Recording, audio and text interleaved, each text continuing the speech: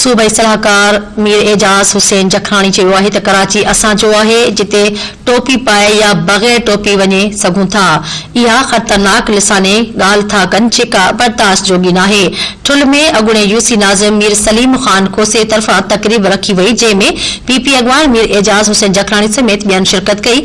उन मौक़े ते तक़रीब खे ख़िताब कंदे एजाज हुसैन जखरानी चयो त वज़ीर आज़म थी करे इमरान ख़ान वधीक ख़तरनाक थियो आहे पर हिन खे हटायो वञे त पीढ़ीअ खां सवाइ केर बि गॾु न हूंदसि। इन हाउस तब्दीली ज़रूरी आहे, इहो जमहूरियत जो हिसो आहे।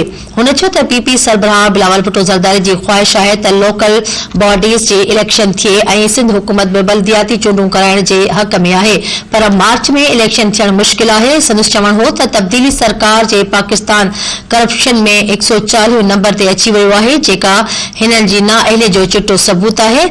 NA 196 ते 14 फरवरी ते इलेक्शन ट्रिब्यूनल रिपोर्ट तलब कई आहे। सूबाई सलाहकार वधीक चयो त ईंदड़ हुकूमत PPA जी हूंदी।